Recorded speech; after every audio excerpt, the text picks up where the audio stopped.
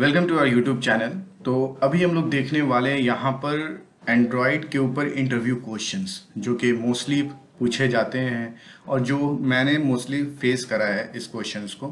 तो वही क्वेश्चन मैंने यहाँ पर सेलेक्ट करके रखा है और ये मतलब क्वेश्चंस बहुत ज़्यादा इंपॉर्टेंट है। आपको कहीं ना कहीं इंटरव्यू में ये क्वेश्चंस आएंगे, सारे क्वेश्चंस नहीं आएंगे बट इन सभी क्वेश्चंस 23 क्वेश्चंस मैं यहाँ पर कलेक्ट कर रहा हूँ और इन 23 क्वेश्चंस के अंदर से आपको अप्रॉक्स 10 to 15 क्वेश्चंस ऐसे आपको मिल सकते हैं जो कि इंटरव्यू के अंदर मोस्टली पूछे जाते हैं और ये बहुत ही ज़्यादा इंपॉर्टेंट क्वेश्चंस हैं। अगर आप ये सारे क्वेश्चंस अगर आपको समझ में आ जाती है, सारे क्वेश्चन आप समझ जाते हो तो आपको एंड्रॉयड के अंदर कहीं पर भी कोई दिक्कत नहीं आएगी।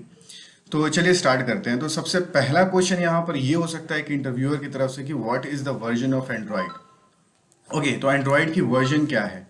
तो यहाँ पर एंड्रॉयड की जो वर्जन है वो है 13। ओके, और ये रिलीज कब हुआ था? 2022 और 15 अगस्त को ये रिलीज हुआ था। ओके, तो आपको बस इतना ही बताना है। अब आगे चलते हैं। अब नेक्स्ट क्वेश्चन यहाँ पर ये है what is Android when manifest file. तो ये एंड्रॉयड मैनिफेस्ट फाइल क्या होता है?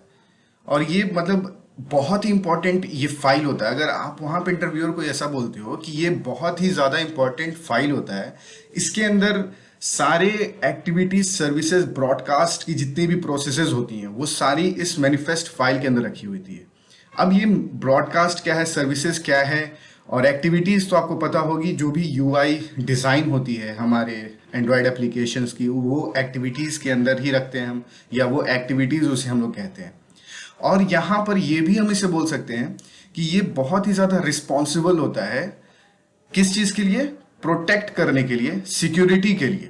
क्योंकि यही मैनिफेस्ट फाइल जो है ये हमें परमिशन दिलाता है या बताता है कि भाई ठीक है, आप इस एप्लीकेशन के अंदर क्या क्या चीज़ है और ये क्या आपके कॉन्टैक्ट को देख सकता है, क्या आपकी कैमरा को ओपन कर सकता है, ये सारी चीज़ जो है ये मैनिफेस्ट फाइल के अंदर रहेगी। तो ये मैनिफेस्ट फाइल बहुत ज़्यादा इंपॉर्टेंट होती है, तो इसको आप ध्यान में रखना।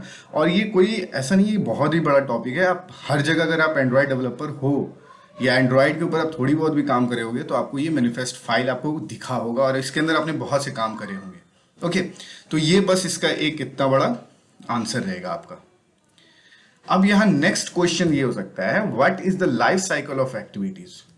ये ट्रिकी क्वेश्चंस भी वो पूछ सकता है कि भाई लाइफ साइकिल है एक्टिविटीज का, लेकिन कब क्या काम आएगा या कब कौन सी चीज स्टार्ट होगी वो आप बताओ। तो यहाँ पे सबसे सिंपल तो ये हो सकता है on create, on start, on resume, on pause, on stop, on destroyed. Okay, ये सारी चीज तो आप बता दोगे, बट वहां पे ये भी क्वेश्चन पूछ सकता है कि भाई कब कौन सा स्टार्ट होगा और कब कौन सा क्लोज होगा। ठीक है, ये सिंपल ऐसा हो सकता है। तो स्टार्ट कब होगा और एंड कब होगा या क्लोज कब होगा, ये क्या है, ये एक्टिविटीज कैसे काम करता है। तो यहां पर आपको कहना ये होगा कि जब एप्लीकेशन ओपन होता है तो वहां पर ऑन क्रिएट, ऑन स्टार्ट और ऑन रिज्यूम काम आता है, और जब एप्लीकेशन क्लोज होता है तो वहां पर हम ऑन पॉज, ऑन स्टॉप और ऑन डिस्ट्रॉयड का इस्तेमाल हम करते हैं। ठीक है, यहां पर इतना खत्म हो जाएगा यहाँ पर बात। अगर वो स्टार्ट में फिर से उसने पूछ दिया कि भाई ठीक है, ये तो on create, on start, on resume जब है एप्लीकेशन हम ओपन करते हैं तब ये काम आता है, तो ऑन स्टार्ट का काम क्या है? ऑन स्टार्ट फिर कब काम आएगा? ऑन रिज्यूम कब काम आएगा? तो ये क्वेश्चन वहां पर अराइज हो सकता है। तो उस चीज के लिए एक ग्राफ आप देख लो पहले। ठीक है, देखो भाई यहां पर जो ऑन क्रिएट, ऑन स्टार्ट और ऑन रिज्यूम है, ये तो हमारा एक्टिविटी जैसे लोड होगा, लॉन्च होगा तो ये हमारे को ये सारी चीज मिल जाएगी। फिर जब हमारी एक्टिविटी रन होगी तो ये जो रन होने के बाद यहां पर अगर आप देख रहे हो ये रनिंग, अब ये एक्टिविटी कर रही है, तो इसके बाद अगर आपने पॉज कर दिया सपोज, ओके, पॉज कब होगा? पॉज का काम कब होता है? जैसे आपकी एक एक्टिविटी ओपन है, सब आप एकदम इमेजिन करो आपकी एक एक्टिविटी ओपन है और उसके ऊपर एक छोटी सी पॉपअप आ जाती है। तो वो जो पॉपअप आ रही है ना, तो उस पॉपअप के दरमियान जो भी काम हो रहा है वो आपकी पीछे वाली एक्टिविटी तो वहां पर रुक गई ना, तो वो पॉज हो जाएगा। और पॉज जब स्टेट में वो जाएगा तो फिर वहां से आप पॉपअप को आप क्लोज करते हो या ओके करते हो या जो करते हो, आप वहां से पॉपअप को आप रिमूव कर देते हो। फिर क्या होगा? जैसे वो पॉपअप हटेगा तो वहां से फिर स्टार्ट होगा ऑन रिज्यूम। दैट्स मीन वो एक्टिविटी फिर से रिज्यूम हुई और आपको दिखना शुरू हो गया। ओके, फिर उसके बाद से ऐसा हो सकता है कि आपकी एक्टिविटी तो भाई पॉज हो गई। अब आपने वहीं से क्या करा, उस एक्टिविटी को आपने खत्म कर दिया। ओके, आपने वहां से उसे डिस्ट्रॉय कर दिया या आपने ऊपर कर दिया, मिनिमाइज करके अपने रैम को क्लियर कर दिया, ऐसा कर दिया। तो वहां पर क्या काम आएगा, ऑन स्टॉप। और ऑन स्टॉप के बाद सपोज आपने क्या करा कि वो एक्टिविटी को मिनिमाइज कर दिया, उस एप्लीकेशन को मिनिमाइज कर दिया, एक्टिविटी समझते हैं अभी। तो इस एक्टिविटी को अगर मिनिमाइज करा तो वो क्या हो गया, ऑन स्टॉप प्रोसेस में चला गया। ठीक है, ऑन स्टॉप हो गया। अब आपने क्या करा, फिर से आपने अपने मिनिमाइज वाली जो ऑप्शन होती है वहां से आपने ओपन करा अपने एप्लीकेशन को, तो वो क्या होगा, फिर से आपकी एक्टिविटी रीस्टार्ट होगी। तो यहां से देखो आपकी एक्टिविटी फिर से ऐसा रीस्टार्ट हो रही है। तो यहां पर रीस्टार्ट भी काम आता है। मैंने आपको अभी तक 6 वहां पर दिखाया था। ओके, लेकिन एक रीस्टार्ट का भी ऑप्शन हम रखते हैं और रहता है। ओके, तो इस ग्राफ में आप देख रहे हो रीस्टार्ट यहां पर है। ये रीस्टार्ट क्या करेगा, उस एक्टिविटी को जो स्टॉप हो चुका था उसे फिर से रीस्टार्ट करके ऑन स्टार्ट को दे देगा और ऑन स्टार्ट फिर से वही काम अपना प्रोसेस शुरू कर देगा। तो ये सारी फंक्शनैलिटी आपको समझनी होगी, कब कौन सा काम आता है। वो घुमा फिरा कर कुछ भी पूछ सकता है भाई, मैं यहां पर कुछ भी बोल दूं, वो घुमा फिरा कर कुछ भी पूछ सकता है। अब चलो नेक्स्ट क्वेश्चन देखते हैं। अब सर्विसेज क्या होते हैं, तो सर्विसेज का काम क्या होता है। जैसे हम एक एप्लीकेशन रन कर रहे हैं, ओके, और उस एप्लीकेशन के रन कर रहे और हमने क्या करा, मिनिमाइज कर दिया। तो मोस्टली क्या होता है, हमने जब मिनिमाइज करा तो वो एप्लीकेशन हमारा जो है वो बैकग्राउंड में रन नहीं होता है। जैसे कि व्हाट्सएप है, व्हाट्सएप को मैंने मिनिमाइज कर दिया, ध्यान में रखना, व्हाट्सएप को मैंने मिनिमाइज कर दिया तब भी हमारा मैसेज आता है। ठीक है, लेकिन कुछ ऐसे एप्लीकेशन होते हैं कि उसमें चैटिंग का ऑप्शन नहीं होता या उसमें कोई ऐसी पॉपअप वाली कुछ सिस्टम नहीं रहती और उसे मैं मिनिमाइज करता हूं तो उसकी, अब मिनिमाइज कर दिया तो मुझे नहीं पता अब उसके अंदर क्या चल रहा है, उस एप्लीकेशन में क्या हो रहा है। लेकिन व्हाट्सएप को जब मिनिमाइज करता हूं तो वहां पर क्या होता है, मैसेजेस आते रहते हैं। ओके, और हमें वो दिखता रहता है हमारे नोटिफिकेशन में कि हाँ यहाँ पर इसका मैसेज आया, ये मैसेज आया, सिंपल तरीके से, है ना। तो वो क्या करता है, वो हमारी सर्विसेज को यूज करता है। सर्विसेज का काम यही होता है कि कोई भी ऐसी चीज जो बैकग्राउंड में रन हो रही है उसे हम सर्विसेज कहते हैं। ठीक है, जैसे यहाँ पर बहुत ही आसान एग्जांपल है, music player, fitness tracker, Google navigation, ये सारी चीज क्या करते हैं, हमारे को वो सर्विसेज दे रहे हैं। ओके, और वो क्या कर रहे हैं, बैकग्राउंड में रन हो रहे हैं और वो हमें एंटरटेन कर रहा है। म्यूजिक प्लेयर, फिटनेस ट्रैकर जो भी होता है, जो हम लोग चलते हैं तो हमारे सारे स्टेप को वो ट्रैक करके बताता रहता है, वो काउंट करता रहता है। नेविगेशन बार में आपने देखना, कभी आपने नोटिस करा होगा तो आपके नोटिफिकेशन पैनल के अंदर वो चीज दिखता है, वो सर्विसेज का काम होता है। ठीक है, अब हम नेक्स्ट क्वेश्चन की तरफ चलते हैं। What is the 4 pillar of Android. यहाँ पे एंड्रॉइड के 4 पिलर्स कौन कौन से हैं भाई। यहाँ पर हमने जावा का देखा है, जावा में क्या होता है, एंड्रॉइड जावा का 4 pillars of Java, encapsulations, abstraction, polymorphism, inheritance, ये सारी चीज होती है। यहाँ पर क्या है भाई, एक्टिविटीज, सर्विसेज, ब्रॉडकास्ट और कंटेंट प्रोवाइडर। तो ये जो 3 टॉपिक है जो इसमें है, एक्टिविटीज, सर्विसेज, ब्रॉडकास्ट। तो एक्टिविटीज के बारे में आप जानते होंगे, ओके। सर्विसेज भी अभी आपको मैंने बता दिया, ब्रॉडकास्ट आगे बताएंगे, और ये कंटेंट प्रोवाइडर आपको उतना कुछ ऐसा नेसेसरी नहीं है, बट हाँ इसको देख लेंगे कभी, ओके। लेकिन ब्रॉडकास्ट यहाँ पर इंपॉर्टेंट है। तो ये सारी जो 4 पॉइंट है, यही 4 पिलर्स ऑफ एंड्रॉइड कहलाती है। ओके, तो ये आपसे पूछे जा सकते हैं कभी ना कभी। अब यहां ब्रॉडकास्ट रिसीवर क्या होता है, या अभी जो हमने देखा यहां 3rd पॉइंट में ब्रॉडकास्ट, तो वही ब्रॉडकास्ट और ब्रॉडकास्ट रिसीवर क्या होता है।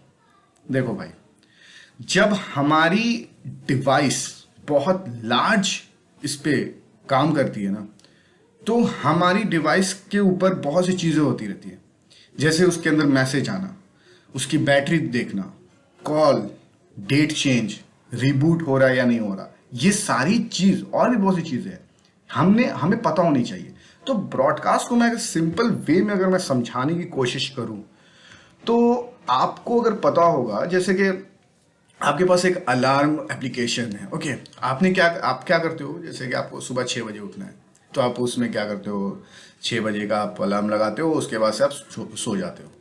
वो क्या करता है, वो ये काम करता है कि वो ब्रॉडकास्ट सिग्नल पूरे सेंड करता है। जैसे वो 6 बजता है सुबह का, वो क्या करता है, हमारे जो एप्लीकेशंस फोन के अंदर जो रिंग टोन का जो सिस्टम होता है उसको ट्रिगर करता है। अब वो उसे ट्रिगर करके एक्टिवेट कर देता है। तो ये क्या कर रहा है, यहां पर वो इस एप्लीकेशन उस फोन के अंदर सारी वो ब्रॉडकास्टिंग काम हो रही है भाई। वो पूरे को बता रहा है कि देख भाई, इस टाइम पर उठ जाना, ओके, और इसको उठा देना। तो ये क्या कर रहा है, ये ट्रिगर कर रहा है, और ये ट्रिगर की वजह से हम उठ पाते हैं। ठीक है, तो ये ब्रॉडकास्ट का एक सिंपल सा एक एग्जांपल हो गया। अब यहाँ पे बहुत सी चीज हो रही है, जैसे कि एक डिवाइस के ऊपर हम मैसेज का इस्तेमाल करते हैं। जब हम मैसेज रिसीव करते हैं, इनकमिंग कॉल रिसीव करते हैं, या फिर कोई हम एप्लीकेशंस को अपने फोन को फ्लाइट मोड पर करते हैं, तो वहां पर जो काम होता है ये सारा ब्रॉडकास्ट का काम होता है। ओके, ब्रॉडकास्ट बहुत ज्यादा इंपॉर्टेंट है। बहुत ज्यादा इंपॉर्टेंट तो सारी चीज है, लेकिन ये हम हर वक्त इस चीज को हम देखते हैं, बट हम समझ नहीं पाए अभी तक कि ब्रॉडकास्ट होता क्या है। ठीक है, तो यहां पर जो कोड होते हैं, जो आप उसमें इंटेंट आप ऐड कर सकते हो, वो है बैटरी लो का। यहाँ पर इंडिकेट करेगा कि भाई इस फोन का डिवाइस का बैटरी लो हो चुका है। ओके, बूट कंप्लीट का, जो भी आप बूटिंग कर रहे हो तो उसका बूट कंप्लीट करने का। कॉल अगर आता है तो कॉल दिखाने का कि आपके फोन पर कॉल आ रहा है भाई।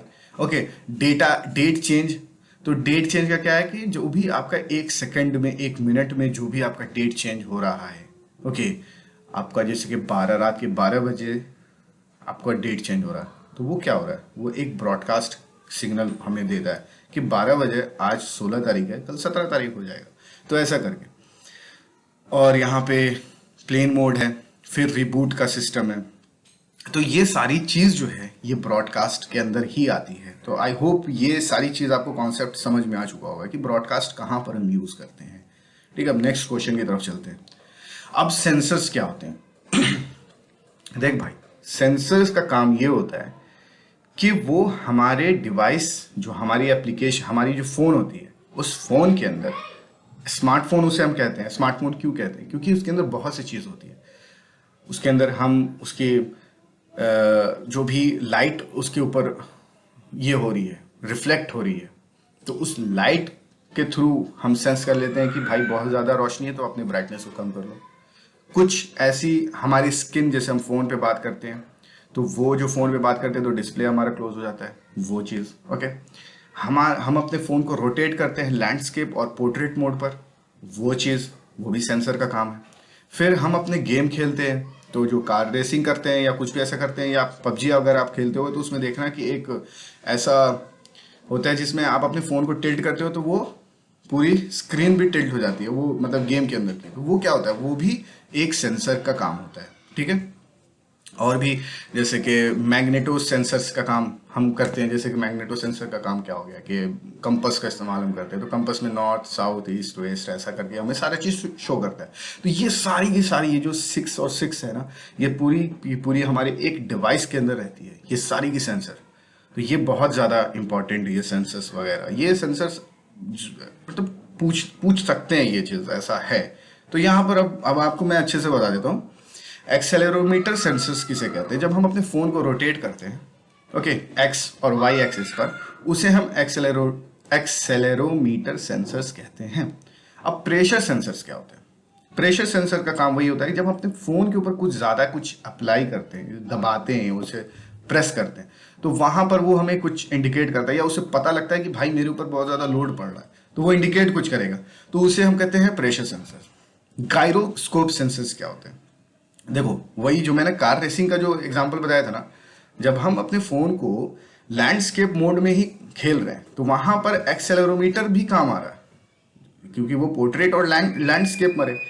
अब जब लैंडस्केप में खेल रहे हैं, तो हम कितनी अपने फोन को टिल्ट कर रहे हैं, कितनी डायरेक्शंस में उसे मोड़ रहे हैं, ओके, हल्का हल्का भी, तो वो सारी चीज देखता है कि भाई वो फोन कितने तक वो टिल्ट हो रहा है, एक्स एक्सिस पे या वाई एक्सिस पे या लेफ्ट या राइट, वो सारी चीज देखता है वो चीज। ओके, प्रॉक्सिमिटी सेंसर्स को क्या कहते हैं हम? जैसे कि भाई प्रॉक्सिमिटी सेंसर्स हो गया कि हम फोन पे बात कर रहे हैं, ओके, तो हमारा डिस्प्ले ऑफ हो जाना चाहिए, नहीं तो फोन कट हो सकता है। कभी कभी ऐसा भी होता है सेंसर में प्रॉब्लम आ गया तो भाई हम फोन पे बात कर रहे हैं लेकिन फट से वो टच होता है हमारे स्किन से तो वो फोन कट हो जाता है, या लाउड स्पीकर हो जाता है, या म्यूट हो जाता है, या होल्ड पर चला जाता है, कुछ भी हो सकता है। अब यहाँ फिफ्थ पॉइंट ये है कि लाइट सेंसर्स क्या होते हैं, या एम्बियंट लाइट सेंसर्स हम इसे कहते हैं। जो ऑटो ब्राइटनेस एडजस्ट करने का जो सिस्टम होता है ना, वो हमारे लाइट सेंसर्स के अंदर होता है। और मैग्नेटो के बारे में तो आपको बता ही दिया है कि वो कंपास में इस्तेमाल किया जाता है। तो ये सारी चीज़ सेंसर्स के अंदर है। ये मैं नहीं चाहता था कि इसकी हर एक चीज़ को मैं डिफाइन करूं। ये एग्जांपल है, ये आप समझ सकते हो प्रैक्टिकल लाइफ से। और इसमें जितने भी क्वेश्चंस हैं वो सारी प्रैक्टिकल्स ही हैं, ओके। तो आपको कोड ऐसा कुछ थ्योरी पार्ट आपको नहीं मिलेगा, कुछ कुछ कम मिलेगा आपको, ओके। इस तरह मैं आपको समझाऊंगा। अब नेक्स्ट क्वेश्चन की तरफ चलते हैं। अब फोरग्राउंड क्या होता है?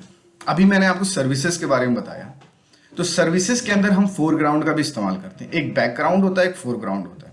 तो बैकग्राउंड क्या होता है कि वो कुछ टाइम पीरियड तक वो चलता है, उसके बाद से वो क्लोज हो सकता है, ठीक है। रैम में गया, वो खत्म हो गया, उसे हमने मिनिमाइज करा, कुछ देर तक चला और वो बैकग्राउंड में चल रहा है। फोरग्राउंड का काम क्या होता है कि वो बैकग्राउंड में चल तो रहा है बट वो हमारे नोटिफिकेशन पैनल में हमें वो शो कर रहा है कि भाई ये एप्लीकेशन रन हो रहा है और तुम्हारे रैम को कंज्यूम कर रहा है, और तुम्हारी बैटरी जो है वो इतना, वो बैटरी को ये कर चुका है, ड्रेन कर चुका है, ओके। तो ऑप्टिमाइज कर लो, ऐसा ऐसा करके आपको बहुत नोटिफिकेशन आता होगा। तो वो क्यों आता है? क्योंकि वो एप्लीकेशन जो है वो रन हो रहा है बैकग्राउंड में ही, और वो उसे शो कर रहा है फोरग्राउंड में, दैट्स मीन नोटिफिकेशन में। तो वो वहां पर बोलता है कि भाई इसे सही कर लो, ओके। आप इसे आप अथॉरिटी मत दो इतना यूज करने का, ओके, अपने बैकग्राउंड को, तो उसे क्लोज कर दो, अपने बैकग्राउंड से हटा दो। तो इसी को कहते हैं हम फोरग्राउंड। फोरग्राउंड का सिंपल लॉजिक यही है, जो भी ऐसी चीज जो हमारे नोटिफिकेशन बार में शो हो उसे हम फोरग्राउंड कहते हैं। जैसे कि म्यूजिक प्लेयर, आप अगर नॉइस का या किसी भी आप स्मार्ट वॉच अगर आप लेते हो तो उसमें आपने देखा होगा कि नोटिफिकेशन पैनल के अंदर वो एक शो करता है कि वहाँ पर आपका जो स्मार्ट वॉच है वो कनेक्टेड है आपके फ़ोन से। तो वो कनेक्टेड है तो वो कब सिंक्रोनाइज हुआ, कितने टाइम पीरियड में सिंक्रोनाइज हुआ, ओके। तो ये सारी चीज़ वहाँ पर दिखती है, तो वो भी फोरग्राउंड है, ओके। वो भी एप्लीकेशन आपके फोरग्राउंड में काम कर रहा है। अब आगे चलते हैं, देखते हैं next question. Difference between relative layout and linear layout. देखो ये जो क्वेश्चन है इसे प्रैक्टिकल अगर मैं समझाऊंगा तो आपको अच्छे से समझ में आएगा। तो अभी तो मैं प्रैक्टिकल नहीं समझा पाऊंगा, लेकिन अभी मैं थियोरेटिकली अच्छे से समझाने की कोशिश करता हूँ कैसे आपको ये इसकी क्लियर सारी कॉन्सेप्ट अगर मैं यहाँ कर दिया तो अच्छी बात है। देखो भाई, लीनियर लेआउट और रिलेटिव लेआउट में फ़र्क क्या है? लीनियर और रिलेटिव, इससे आपको फ़र्क क्या समझ में आ रहा है? रिलेटिव मतलब ऐसा लगता है ना कि आपके कुछ रिश्तेदार हैं, ओके, पेरेंट, चाइल्ड, ऐसा करके आपको रिलेटिव का कुछ ऐसा आपको याद आता होगा। लीनियर लेआउट का मतलब क्या होता है? ओके, लीनियर मतलब कि एक डायरेक्शन में, ओके, या तो वर्टिकल या तो हॉरिजॉन्टल, ठीक है। इतना क्लियर आपको हुआ? तो लीनियर लेआउट का काम क्या होता है कि जो भी अगर आप डिजाइन कर रहे हो एक एप्लीकेशन के अंदर, वो सारी की सारी या तो वो वर्टिकल होगी, वर्टिकली वो जाएगा, या तो फिर हॉरिजॉन्टली जाएगा, दैट्स इट। और वहां पर कुछ नहीं हो सकता। ऐसा नहीं है कि वहां पर जो वर्टिकल, जो जैसे कि एक टेक्स्ट व्यू है हमारा और उसके नीचे हमें अगर बटन का इस्तेमाल करना है तो हम क्या करेंगे, एक लीनियर लेआउट लेंगे, उसके अंदर टेक्स्ट व्यू रखेंगे, उसके अंदर बटन रखेंगे। अब जो लीनियर लेआउट की जो ओरिएंटेशन है उसे हम क्या करते हैं, वर्टिकल दे देते हैं। तो वो वर्टिकली एडजस्ट करता चला जाएगा कि भाई बटन टेक्स्ट व्यू है, उसके नीचे बटन रहेगा। लेकिन रिलेटिव लेआउट में ऐसा कुछ नहीं है। रिलेटिव लेआउट में क्या है, अगर आपने एक टेक्स्ट व्यू दिया है और उसके नीचे अगर आप बटन रखना चाहते हो तो आपको ये बताना होगा ये टेक्स्ट व्यू पेरेंट है और उसके नीचे वाला जो बटन है वो उसका चाइल्ड है। समझ रहे? तो वो चाइल्ड, पेरेंट, चाइल्ड, मतलब parent, child and child and child, ऐसा करके वो सारा चीज एक शो होगा। लेकिन रिलेटिव लेआउट थोड़ा सा गड़बड़ होता है, वो आपकी जो स्क्रीन डायमेंशन है उस पर वो एडजस्ट नहीं हो पाएगा, इसलिए हम लीनियर लेआउट का इस्तेमाल करते हैं मोस्टली, ठीक है। अब तो रिलेटिव लेआउट आउटडेटेड हो चुका है, तो इस वजह से हम लीनियर लेआउट का इस्तेमाल करते हैं और कॉन्स्टेंट लेआउट का इस्तेमाल करते हैं। समझ गए? तो ये सारी चीज़ें अभी इसे मैं प्रैक्टिकल करके कभी मैं बताने की कोशिश करूंगा, और एक वीडियो में मैंने बताया भी था जिसमें रिस्पॉन्सिव कैसे करते हैं कि डिस्प्ले की स्क्रीन को, उसमें मैंने इसका भी जिक्र करा था। तो अब चलते हैं when out of memory happen in Android. अब यहाँ पर ये जो है ये बहुत ही बड़ा थियरी पार्ट है, तो मैं इसे अब इतना पढ़ कर नहीं बताऊंगा, लेकिन मैं इस तरफ बता देता हूँ आपको कि जो आउट ऑफ मेमोरी जो होता है वो क्यों होता है। जैसे कि एक एक्टिविटी है, अब उस एक्टिविटी को हमने बहुत देर तक होल्ड करके रखा है, या कुछ ऐसा कोड हमने कर दिया है कि वो जो एक्टिविटी है वो क्लोज नहीं हो रहा, या उसके अंदर की फंक्शनैलिटी वो काम करती रह रही है, और वो स्पेस ले रहा है हमारे रैम पर। अब हमारे रैम का जो स्पेस है, जो एप्लीकेशन का जो अलॉट किया गया है रैम पर स्पेस, वो 100 MB है, और उसे मैं यूज कर लेता हूँ 102 MB, तो वो क्या होगा, वहां पर आउट ऑफ मेमोरी हैपन होगा। हैपन मतलब होगा, आउट ऑफ मेमोरी होगा। तो यही होता है। तो यहाँ पे एक बहुत सा थियोरेटिकली पार्ट है ये सारी चीज। तो जब भी हमारा जो भी काम होता है, जो भी हम अपने अपने एप्लीकेशन में करते हैं, जैसे कि कॉन्टेक्स्ट हो गया, एक्टिविटीज हो गए, फिर जो भी स्टैटिक व्यूज हो गए, ओके, ये सारी चीज बहुत जगह लेती है, लेकिन उस चीज को कुछ टाइम पीरियड तक ही यूज करते हैं। उसके ऐसे गार्बेज कलेक्टर क्या करता है, उस चीज को रिमूव कर देता है, उसे खत्म कर देता है। और इस चीज को अगर हम खत्म नहीं करते हैं तो गार्बेज कलेक्टर क्या करेगा, उस चीज को तो रिमूव नहीं कर पाएगा ना। अगर आपके अंदर कोड के अंदर कुछ गड़बड़ी है, आपका फंक्शनल तो अच्छा काम कर रहा है, बट वो कोड तो उस एक्टिविटी को होल्ड करके रखा हुआ है। अब वो तो गार्बेज कलेक्टर बोल रहा है कि भाई मैं कर ही नहीं पा रहा हूँ उस चीज को रिमूव, या खत्म कर नहीं पा रहा हूँ, तो रैम पर स्पेस ले रहा है। तो यहाँ पर क्या होता है, जो मेमोरी लीकेज होती है, ओके, और इसे हम मेमोरी लीकेज कहते हैं। और मेमोरी लीकेज जो है वो ही इनकाउंटर करता है क्या, out of memory error Android के अंदर, क्योंकि वो तो भाई रेफरेंस कर रहा है, वो एक ऑब्जेक्ट को बार वो तो होल्ड करके रखा हुआ है। तो इस वजह से आउट ऑफ मेमोरी होती है एंड्रॉयड के अंदर, और वो जो एरर जो शो करता है वो होता है। तो ये क्वेश्चन मुझसे पूछा गया था, ये सारी क्वेश्चंस मुझसे पूछी गई है, मैं बस बता रहा हूँ आपको। अब क्या है, व्हाट इज व्यू मॉडल। तो व्यू मॉडल का काम क्या है, यहाँ पे बहुत ही छोटा मैंने लिखा है, लेकिन व्यू मॉडल का काम बहुत ही बड़ा है। ओके, व्यू मॉडल का काम ये है कि जब आप एक एप्लीकेशन को पोर्ट्रेट मोड पर काम करते हो, तो कभी आपने अगर नोटिस करा होगा, तो जैसे उसे आप लैंडस्केप में मूव करोगे ना, तो वो लोड लेगा फिर से। देखना कि वहां पर उसका जो प्रोग्रेस बार है ना, वो फिर से लोड ले रहा है और फिर से उस डेटा को उस टेक्स्ट व्यू के ऊपर शो कर रहा है। तो वहां पर व्यू मॉडल का इस्तेमाल करते हैं। अगर व्यू मॉडल का इस्तेमाल हमने नहीं करा है तो वो क्या होगा, वहां पे प्रॉब्लम क्रिएट होगा। वो क्या होगा, जैसे आपने पोर्ट्रेट मोड पर रखा है, अब उसे क्या करा आपने, टिल्ट करके लैंडस्केप मोड में कर दिया। तो जैसे आपने लैंडस्केप में करा ना, तो वो जो आपने टेक्स्ट व्यू के ऊपर कुछ भी लिखा है, जैसे यूजर नेम और पासवर्ड लिखा है, वो रिमूव हो जाएगा, फिर से आपको लिखना पड़ेगा वहां पर। तो इस वजह से इस वजह से व्यू मॉडल का यहाँ पर इंट्रोडक्शन हुआ था, या बताया गया था कि कॉन्सेप्ट व्यू मॉडल का इस्तेमाल करना चाहिए इस चीज से अगर बचना है तो यही एक छोटी सी बस इसकी डेफिनेशन है, लेकिन इसका काम बहुत ही बड़ा है, इसको आप छोटा मत समझना। तो प्रैक्टिकल जब करोगे तो आपको इसके बारे में समझ में आएगा, ठीक है।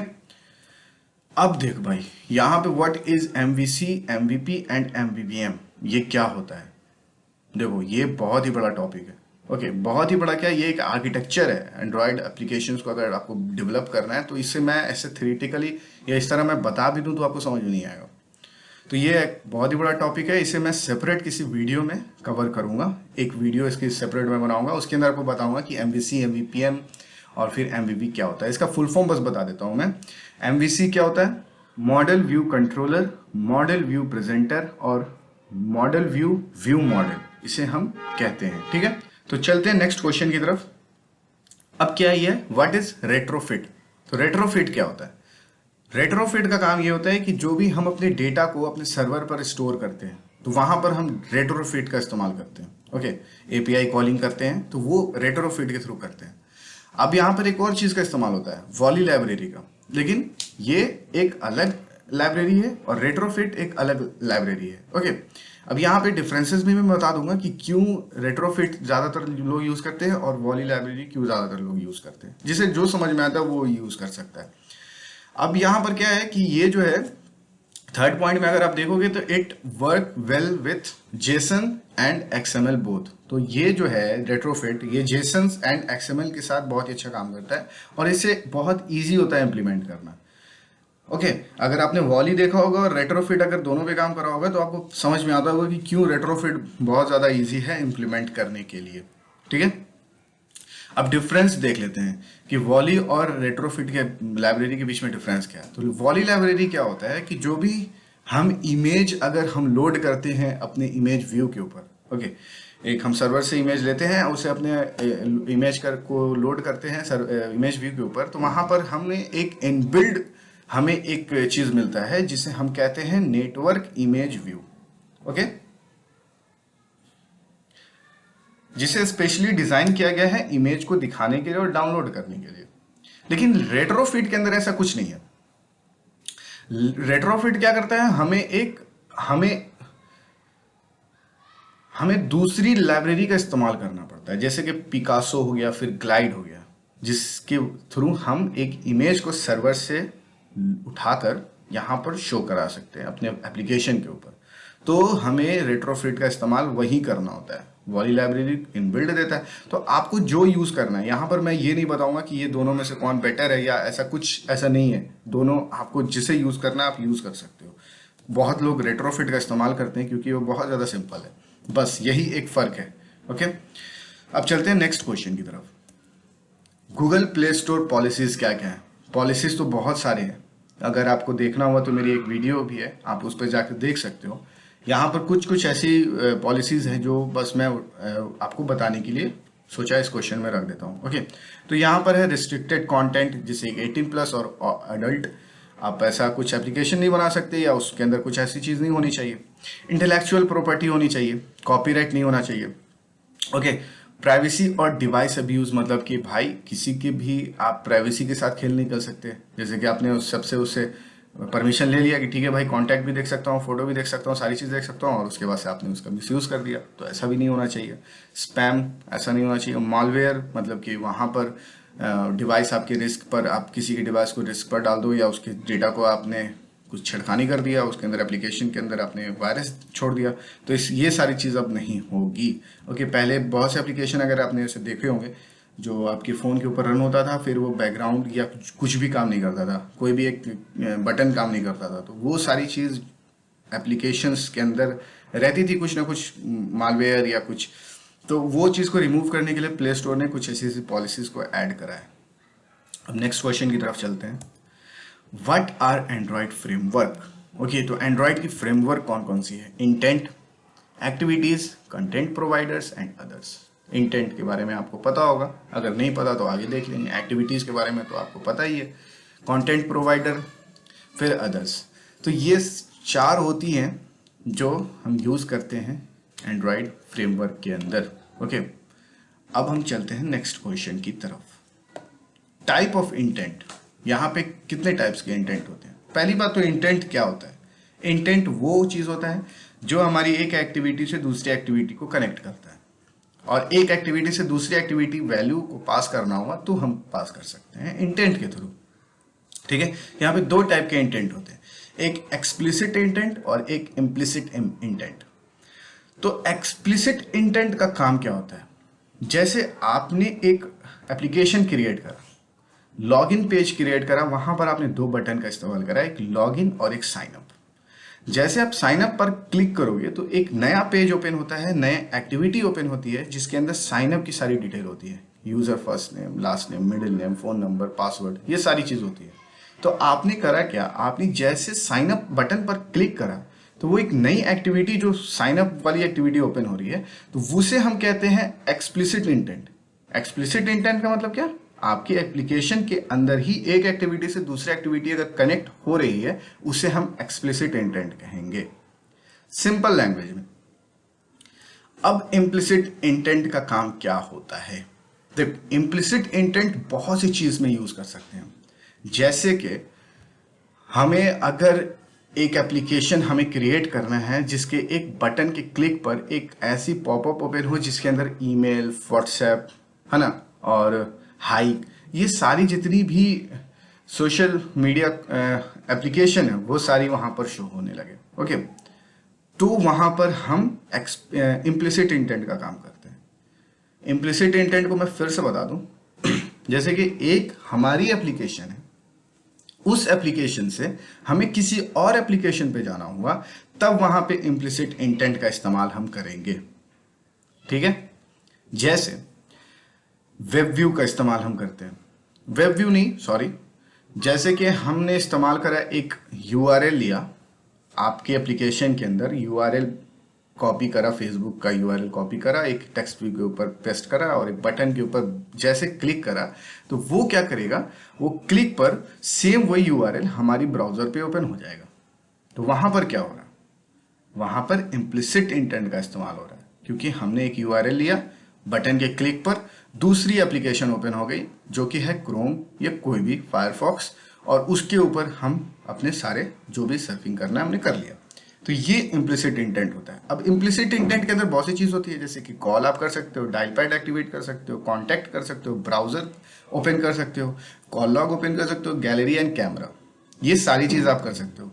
अब ये क्या है गैलरी एंड कैमरा, जब भी हम ब्राउज बटन पे क्लिक करते हैं तो वहां पे क्या होता है, हमारी फोन की गैलरी ओपन हो जाती है, तो वो भी तो एक इम्प्लिसिट इंटेंट है, तो वहां पर भी हम इम्प्लिसिट इंटेंट का इस्तेमाल करेंगे।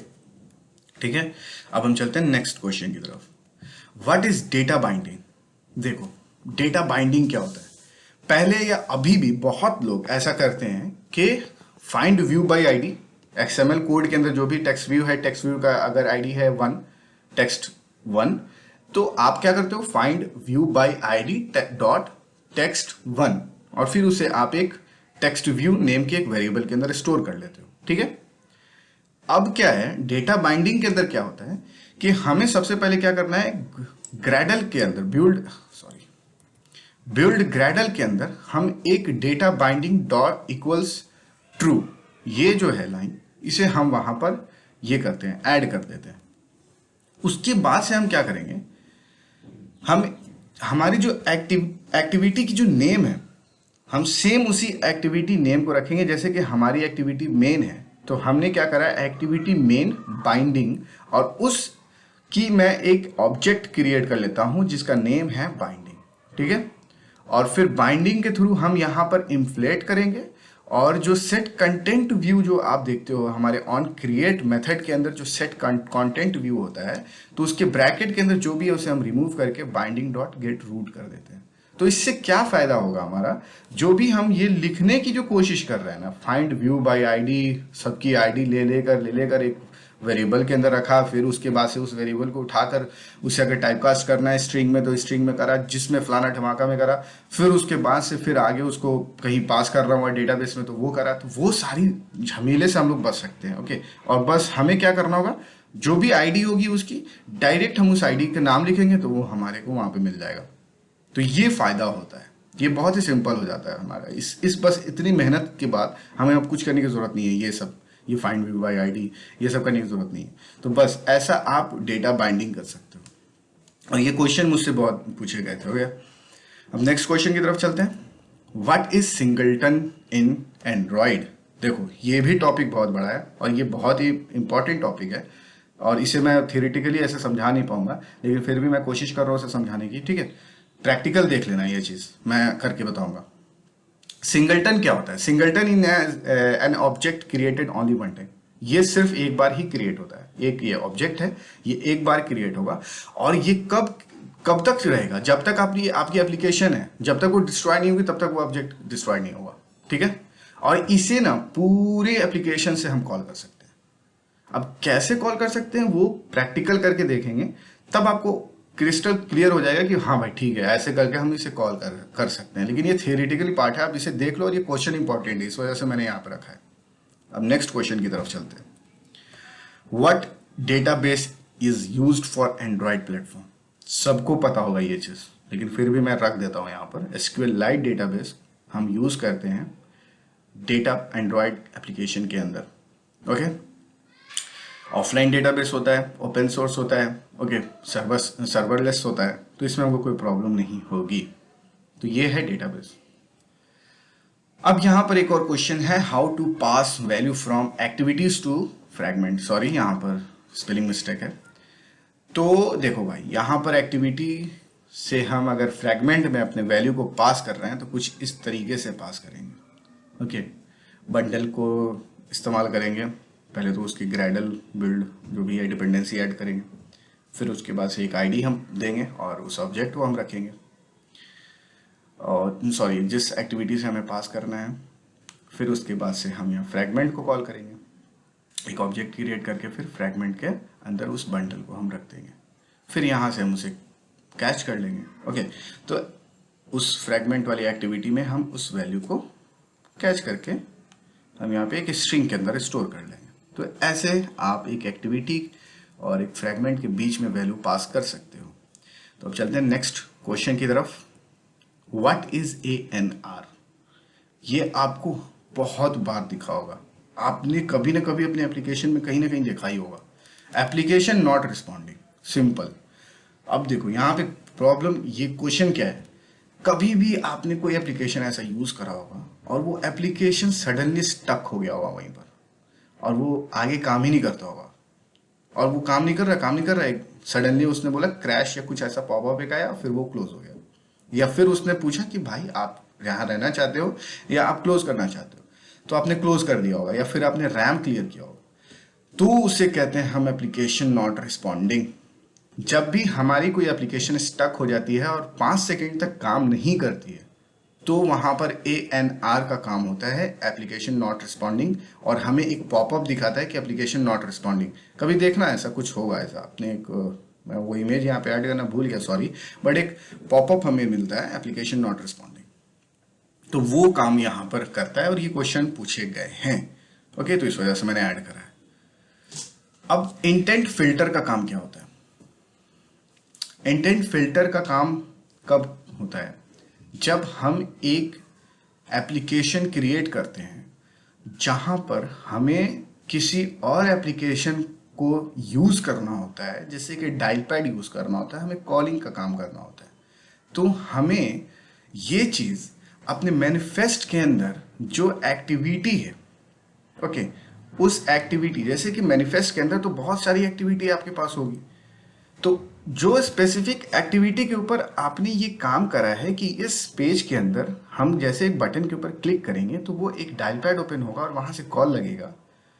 उस एक्टिविटी में हमें मैनिफेस्ट फाइल के अंदर उस एक्टिविटी में हमें यहां पर डिक्लेयर करना होगा कि ये काम क्या करने वाला है। तो वहां पर हम इंटेंट फिल्टर का इस्तेमाल करते हैं, और इंटेंट फिल्टर उस चीज को फिल्टर करके वो देखेगा कि हाँ भाई ठीक है, यहां से एक एक्शन परफॉर्म होने वाला है, एक इंटेंट, एक इम्प्लिसिट इंटेंट का काम यहां पर होने वाला है, तो ठीक है, इसे आगे अब प्रोसीड करते हैं। तो वही काम होता है इंटेंट फिल्टर का। ये एक सिंपल लैंग्वेज में, यहाँ थ्योरेटिकल आप देख सकते हो तो आप देख लो, बट ये सिंपल लैंग्वेज में मैंने जो बताया वो है। ठीक है, अब नेक्स्ट टॉपिक की तरफ चलते हैं। ओके, तो यहाँ पर ये सारी क्वेश्चंस कंप्लीट हो चुके हैं। तो आई होप आपको ये सारी चीज समझ में आई होगी। और इंटरव्यू अगर आपको देना है तो आपको एकदम शांत रहना होगा, आप एकदम चिल रहना, अपने माइंड से एकदम चिल रहना। कुछ भी क्वेश्चन पूछे बेझिझक आपको उसका आंसर देना है। अगर आपने रुका या कहीं पर भी इधर उधर आपने देखा, अभी तो ऑनलाइन इंटरव्यू ज़्यादातर हो रहा है, तो आप अपने सिर्फ स्क्रीन के ऊपर देखना, आपको अपनी नज़र इधर उधर नहीं करना है, ताकि उससे भी अनकंफर्टेबल फील ना हो। ओके, और अपने आप को अच्छे से इंट्रोडक्शन देना। क्वेश्चन, टेक्निकल क्वेश्चन जो भी होंगे वो ऐसे ही इसी में से ही आने वाले हैं। ओके, और भी कोई क्वेश्चंस अगर होंगे तो मैं दूसरे वीडियो में ऐड कर दूंगा। ठीक है, तो बेस्ट ऑफ लक, मिलते हैं नेक्स्ट वीडियो में। और अगर आपको ये वीडियो सही लगी, आपके लिए अच्छी है और आपको समझ में आई और हेल्पफुल है, तो आप इस वीडियो को लाइक करो, अदरवाइज डिसलाइक कर सकते हो। और अगर आपको इस चैनल को सब्सक्राइब करना है तो आप इस चैनल को सब्सक्राइब भी कर सकते हो। Okay, bye.